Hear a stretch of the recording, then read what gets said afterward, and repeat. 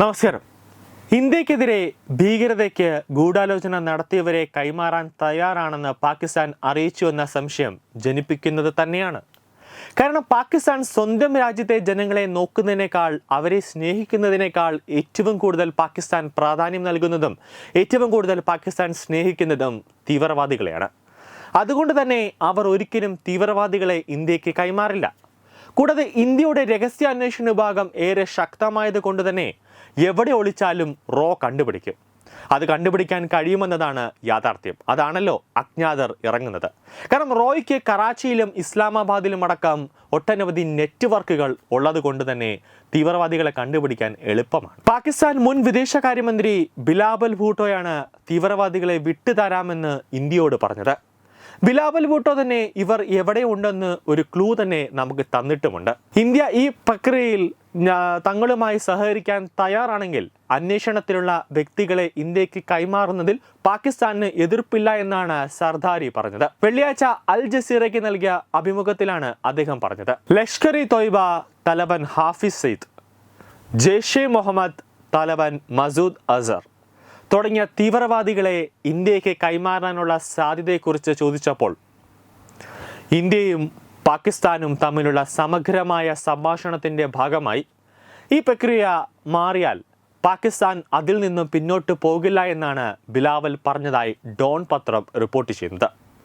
ഇതിനു പുറമെ ഭീകരവാദം ഇന്ത്യയും പാകിസ്ഥാനും ഒരുമിച്ചിരുന്ന് സംസാരിക്കേണ്ട ഒരു വിഷയമാണെന്ന് ബിലാവൽ ഭൂട്ടോ പറയുന്നുണ്ട്.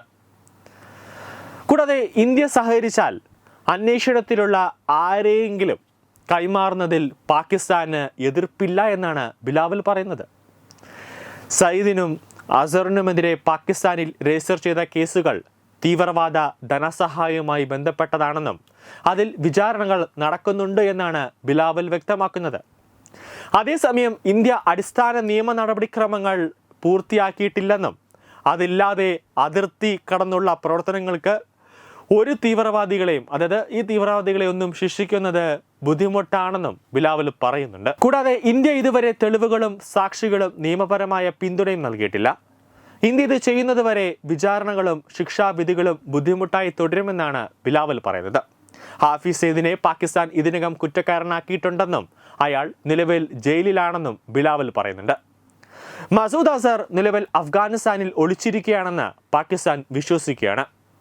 തീവ്രവാദികളെ അറസ്റ്റ് ചെയ്യാനുള്ള ഇന്ത്യയുടെ ഏകപക്ഷീയമായ നടപടി ഇന്ത്യയുടെയോ പാകിസ്ഥാന്റെയോ താല്പര്യത്തിന് നിരക്കാത്ത ഒരു പുതിയ അസാധാരണ തത്വമായി മാറിയിരിക്കുമെന്നാണ് അദ്ദേഹം കൂട്ടിച്ചേർക്കുന്നത്.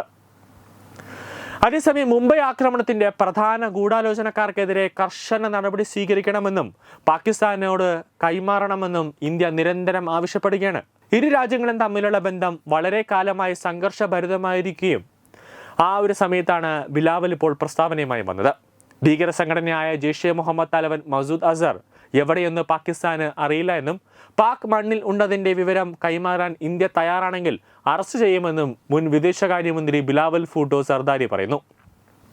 മസൂദ് അസറിനെയും ലഷ്കർ തയ്യബ തലവൻ ഹാഫിസ് സയ്യിദിനെയും പിടികൂടി കൈമാറാൻ പാകിസ്ഥാൻ തയ്യാറാകണമെന്ന് ഇന്ത്യ നിരന്തരമായി ആവശ്യപ്പെടുന്നതിനിടെയാണ് ബിലാവൽ ഭൂട്ടോയുടെ പ്രതികരണം. ഹാഫിസ് സയ്യിദ് പാകിസ്ഥാനിൽ സ്വതന്ത്രനായി നടക്കുന്നുവെന്ന രീതിയിൽ വരുന്ന റിപ്പോർട്ടുകൾ ശരിയല്ല. പാകിസ്ഥാന്റെ കസ്റ്റഡിയിലാണ് അയാൾ. മസൂദ് അസർ പാകിസ്ഥാനിൽ ഉള്ളതായി കണ്ടെത്താൻ കഴിഞ്ഞിട്ടില്ല.